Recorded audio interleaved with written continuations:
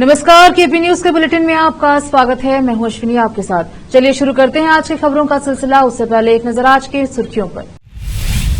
प्रज्वल लौटा, एसआईटी ने उसे किया गिरफ्तार।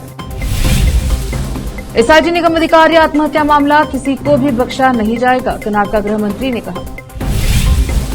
पीएम मोदी ने चक्रवात रेमल प्रभावित लोगों को दिया मदद का भरोसा, अमित शाह ने पूर्वोत्तर राज्यों के सीएम से बात की। स्वाति मालीवाल केस, अरविंद केजरीवाल के पीए विभव को राहत नहीं, कोर्ट ने 14 दिन की न्यायिक हिरासत में भेजा। नाबालिग आरोपी के दादा और पिता 14 दिन की न्यायिक हिरासत में, अब पुलिस को तीसरे की तलाश।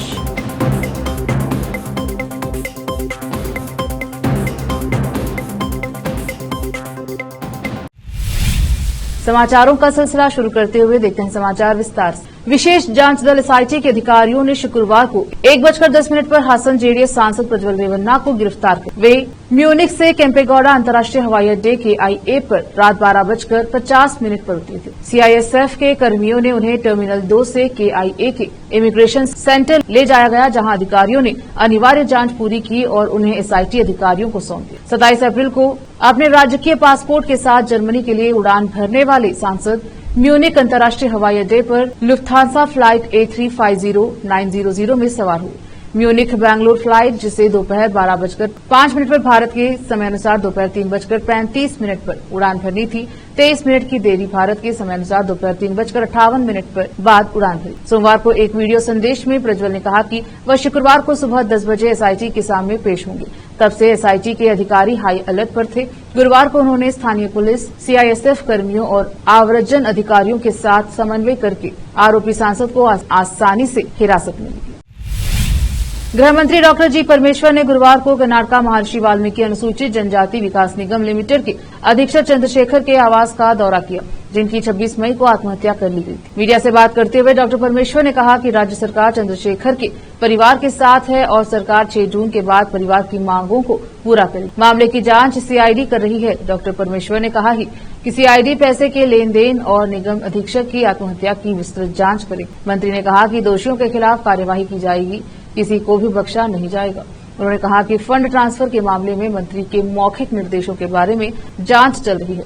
मंत्री बी नागेंद्र का नाम लिए बिना उन्होंने कहा कि मंत्री के नाम पर कोई स्पष्टता नहीं है, क्योंकि मृत्यु नोट में उनका नाम नहीं है। इसलिए हम जांच पूरी होने तक एसआईटी कल्याण विभाग के मंत्री को जिम्मेदार नहीं ठहरा सकते। कर्नाटक उच्च न्यायालय ने शुक्रवार को प्रज्वल रेवन्ना के पिता और विधायक HD रेवन्ना द्वारा अपहरण मामले से संबंधित प्राथमिकी को रद्द करने के लिए दायर याचिका पर सुनवाई 3 जून तक स्थगित कर दी। KR नगरा पुलिस स्टेशन में HD रेवन्ना और अन्य के खिलाफ प्रज्वल रेवन्ना द्वारा यौन उत्पीड़न की पीड़िता के कथित अपहरण के आरोप में मामला दर्ज किया गया था। HD रेवन्ना को इससे पहले 29 अप्रैल को अपहरण के एक मामले में गिरफ्तार किया गया था। जनप्रतिनिधियों के लिए एक विशेष अदालत ने उन्हें सशर्त जमानत दे दी थी। रोकते हैं समाचारों का सिलसिला, लेते हैं छोटा सा ब्रेक।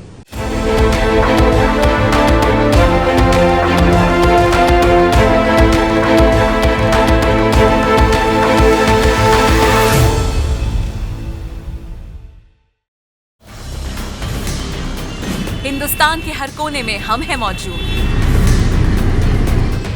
24 घंटे हालात पर गहरी नजर, खबरों से जुड़े चुपते सवालात, और आपको दिखाता है धार्मिक, सामाजिक, राजनीतिक, लोकल और इंटरनेशनल न्यूज की सबसे बेहतर कवरेज, जो आपको रखती है हर पल बाखबर। देश और दुनिया भर की खबर के लिए देखते रहें केपी न्यूज 24/7। ब्रेक के बाद स्वागत है आपका। देखते हैं देश के अन्य समाचार। मणिपुर समेत पूर्वोत्तर के राज्यों में चक्रवात रेमल ने भारी तबाही मचा दी है। भारी बारिश के कारण इंफाल के कई इलाकों में बाढ़ जैसी स्थिति बनी हुई है। नागरम और देवलालाइन इलाके में बचाव और लोगों को बाहर निकालने की प्रक्रिया जारी है। इसी बीच प्रधानमंत्री मोदी ने ट्वीट कर कहा है कि दुर्भाग्य से असम, मणिपुर, मेघालय, मिजोरम, त्रिपुरा और पश्चिम बंगाल में चक्रवात रेमल के बाद प्राकृतिक आपदाएं आई हैं। मेरी संवेदनाएं और प्रार्थनाएं उन सभी लोगों के साथ हैं जो वहां प्रभावित। केंद्र सरकार ने राज्यों को हर संभव सहायता का आश्वासन दिया है और स्थिति पर लगातार नजर रखी जा रही है। अधिकारी प्रभावित लोगों की सहायता के लिए जमीनी स्तर पर काम कर रहे हैं। वहीं केंद्रीय गृह मंत्री अमित शाह ने ट्वीट कर कहा कि असम, त्रिपुरा, मणिपुर, मेघालय और मिजोरम में चक्रवात रेमल के कारण उत्पन्न प्राकृतिक आपदाओं के बारे में बहुत चिंतित हूं। पीएम मोदी को भी जानकारी दी है। संबंधित राज्यों के मुख्यमंत्रियों से बात की, स्थिति का जायजा लिया और उन्हें हर संभव मदद का आश्वासन दिया। हमारी संवेदनाएं उन लोगों के साथ है जिन्होंने अपने प्रियजनों को खो दिया है और हम उन घायलों के लिए प्रार्थना करते हैं ताकि वे शीघ्र स्वस्थ हो जाएं। स्थिति पर कड़ी नजर रखी जा रही है और अधिकारी प्रभावितों को हर संभव सहायता प्रदान कर रहे हैं। आम आदमी पार्टी की राज्यसभा सांसद स्वाति मालीवाल के साथ मारपीट के मामले में दिल्ली के सीएम अरविंद केजरीवाल के पीए विभव कुमार को एक बार फिर राहत नहीं मिली। 30 हजारी कोर्ट ने विभव कुमार को 14 दिन की न्यायिक हिरासत में भेज दिया है। इससे पहले भी विभव कुमार को 4 दिन और फिर 3 दिनों की न्यायिक हिरासत में भेजा गया था। आज फिर उनकी न्यायिक हिरासत खत्म हो रही है, जिसके बाद उन्हें 30 हजारी कोर्ट में पेश किया गया। कोर्ट ने उन्हें 14 दिनों की न्यायिक हिरासत में भेज दिया। इससे पहले पिछले सोमवार को 30 हजारी कोर्ट विभव की जमानत याचिका भी खारिज कर चुकी है। स्वाति मालीवाल की लिखित शिकायत के बाद विभव कुमार को दिल्ली पुलिस ने 18 मई को गिरफ्तार किया था। बता दें कि दिल्ली पुलिस कोर्ट में यह लगातार दलील देती रही है कि विभव कुमार जांच में सहयोग नहीं कर रहे हैं। वे सवालों का गोलमाल जवाब दे रहे हैं। पुलिस का यह भी आरोप है कि वे मोबाइल का पासवर्ड भी नहीं बता रहे हैं, जिसके जरिए इस पूरे मामले में अहम जानकारी प्राप्त की जा सकती है। पुणे लग्जरी कार से हुए सड़क हादसे के मामले में अदालत ने नाबालिग आरोपी के पिता और दादा को 14 दिन की न्यायिक हिरासत में भेज दिया है। विशाल अग्रवाल और सुरेंद्र अग्रवाल को एक बार फिर कोर्ट में पेश किया गया। नाबालिग आरोपी के दादा सुरेंद्र अग्रवाल और पिता विशाल अग्रवाल की हिरासत बढ़ाने की मांग करते हुए अदालत में क्राइम ब्रांच ने कहा है कि दोनों आरोपियों के प्रति जांच जारी है। उनका मोबाइल और गाड़ी जब्त की गई है। पुलिस ने कहा है कि फिलहाल सीसीटीवी डिटेल्स आना बाकी है। सबूत मिटाने में किसने आरोपियों की मदद की, तीसरा व्यक्ति कौन है, इस पर जांच जारी है। क्राइम ब्रांच ने विशाल अग्रवाल और सुरेंद्र अग्रवाल के लिए 5 दिन की न्यायिक हिरासत मांगी है। विशाल अग्रवाल के वकील प्रशांत पाटिल ने इस पर कहा है कि सीसीटीवी पुलिस कस्टडी में है, गाड़ी और मोबाइल फोन पहले से ही मौजूद है, अभी कस्टडी की कोई जरूरत नहीं है। हालांकि अदालत ने दोनों आरोपियों की न्यायिक हिरासत बढ़ा दी है। लोकसभा चुनाव के अंतिम चरण में होने वाले मतदान से पहले लोक जनशक्ति पार्टी रामविलास के मुखिया चिराग पासवान ने शुक्रवार को अयोध्या पहुंचे। यहां उन्होंने अपने परिवार के साथ रामलला के दरबार में हाजिरी लगाई। इस दौरान उन्होंने दावा किया कि नरेंद्र मोदी तीसरी बार पीएम पद की शपथ लेंगे। वहीं रामलला के दर्शन के बाद चिराग पासवान हनुमानगढ़ी पहुंचे। यहां उन्होंने पत्रकारों से बात करते हुए कहा कि 4 जून को जब पीएम परिणाम आएंगे तो नरेंद्र मोदी तीसरी बार प्रधानमंत्री पद की शपथ लेंगे। वहीं पीएम मोदी के कन्याकुमारी के प्रसिद्ध विवेकानंद रॉक मेमोरियल जाने पर विपक्ष के सवाल उठाने पर उन्होंने कहा कि विपक्ष कभी समझ नहीं पाएगा, क्योंकि उसने सनातन को कभी सम्मान नहीं दिया। 2014-2019 के चुनाव प्रचार के बाद प्रधानमंत्री मोदी ध्यान लगाने जा चुके हैं, उसी प्रकार 2024 में भी पहुंचे हैं। उन्हीं का हनुमान मैं हूं। एक तरफ पीएम वहां पहुंचे हैं, दूसरी तरफ मैं अयोध्या आया हूं। बहुमत मिलने के बाद भारत माता की जय का नारा सिर्फ कहने के लिए नहीं, उसे उन्होंने हकीकत में उतारा है। दुनिया का कोई ऐसा देश नहीं है जहां भारत का डंका न बजता हो। भारत का गौरव बढ़ाने की काम पीएम मोदी ने किया है।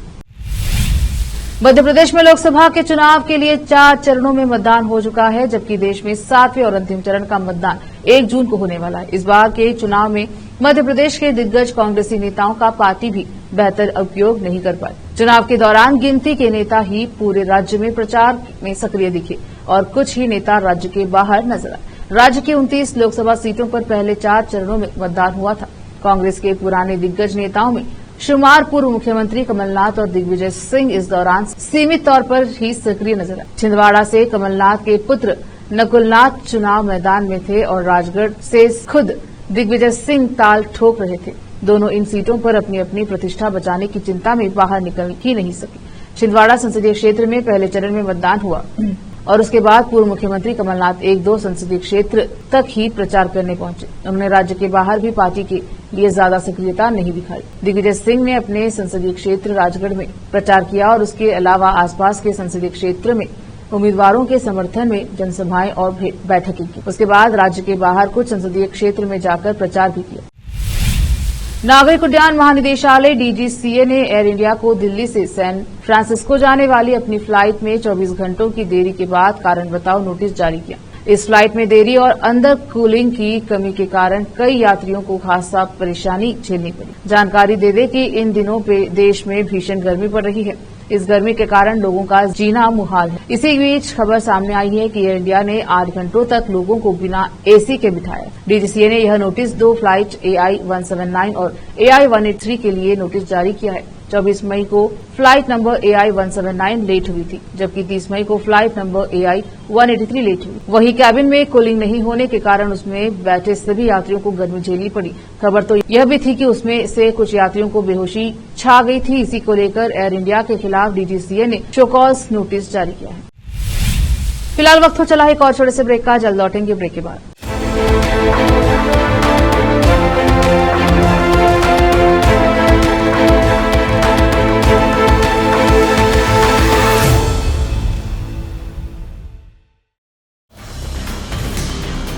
हिंदुस्तान के हर कोने में हम हैं मौजूद। 24 घंटे हालात पर गहरी नजर, खबरों से जुड़े चुपते सवालात और आपको दिखाता है धार्मिक, सामाजिक, राजनीतिक, लोकल और इंटरनेशनल न्यूज की सबसे बेहतर कवरेज, जो आपको रखती है हर पल बाखबर। देश और दुनिया भर की खबर के लिए देखते रहें KP News 24/7। ब्रेक के बाद स्वागत है आपका। देखते हैं समाचार अंतर्राष्ट्रीय। रूस और यूक्रेन के बीच जारी जंग को लेकर अमेरिका की ओर से यह बात कही जाती है कि रूस जंग में उत्तर कोरिया के हथियारों का इस्तेमाल कर रहा है। अब इसे लेकर पेंटागन की एक नई रिपोर्ट भी सामने आई है। इस रिपोर्ट में कहा गया है कि रूस यूक्रेन में उत्तर कोरियाई बैलिस्टिक मिसाइलों का इस्तेमाल कर रहा है। रिपोर्ट में मलबे के विश्लेषण का हवाला देते हुए आरोपों की पुष्टि की गई है कि प्योंगयांग मॉस्को को हथियार भेज रहा है। पेंटागन की रक्षा खुफिया एजेंसी की रिपोर्ट ने ओपन सोर्स इमेजरी का इस्तेमाल करके पुष्टि की है कि इस साल जनवरी में यूक्रेन के खार्किव क्षेत्र में पाया गया मलबा उत्तर कोरिया में बनी कम दूरी की बैलिस्टिक मिसाइलों का है। रिपोर्ट के साथ जारी एक बयान में DIA ने कहा है कि विश्लेषण से पुष्टि होती है कि रूस ने यूक्रेन के खिलाफ युद्ध में उत्तर कोरिया में बनी बैलिस्टिक मिसाइलों का इस्तेमाल किया है। रिपोर्ट में यह भी कहा गया है कि उत्तर कोरिया की मिसाइलों का मलबा पूरे यूक्रेन में पाया गया है। जर्मनी के मैनहेम शहर में एक सरफिरे शख्स ने कई लोगों पर चाकू से हमला किया। पुलिस की ओर से हमले को लेकर जिस तरह की जानकारी दी गई है, उसके मुताबिक चाकू से किए गए हमले में कई लोग घायल हुए हैं। पुलिस ने हमलावर पर गोली चलाई है, जिसमें वह भी घायल हुआ। पुलिस ने बताया कि यह घटना सुबह 11:30 के बाद हुई है। फिलहाल पुलिस मामले की जांच में जुटी है। घायलों को इलाज के लिए अस्पताल में भर्ती करवाया गया है। चाकू से हमले की यह घटना मैनहेम के टाउन क्षेत्र में एक चौराहे पर हुई है। लगभग 3 लाख लोगों की आबादी वाला यह शहर फ्रैंकफर्ट के दक्षिण में स्थित है। फिर से एक नजर आज की सुर्खियों पर। प्रज्वल लौटा, SIT ने उसे किया गिरफ्तार। SIT निगम अधिकारी आत्महत्या मामला किसी को भी बख्शा नहीं जाएगा, कर्नाटक गृह मंत्री ने कहा। पीएम मोदी ने चक्रवात रेमल प्रभावित लोगों को दिया मदद का भरोसा। अमित शाह ने पूर्वोत्तर राज्यों के सीएम से बात की। स्वाति मालीवाल केस, अरविंद केजरीवाल के PA विभव को राहत नहीं, कोर्ट ने 14 दिन की न्यायिक हिरासत में भेजा। नाबालिग आरोपी के दादा और पिता 14 दिन की न्यायिक हिरासत में, अब पुलिस को तीसरे की तलाश।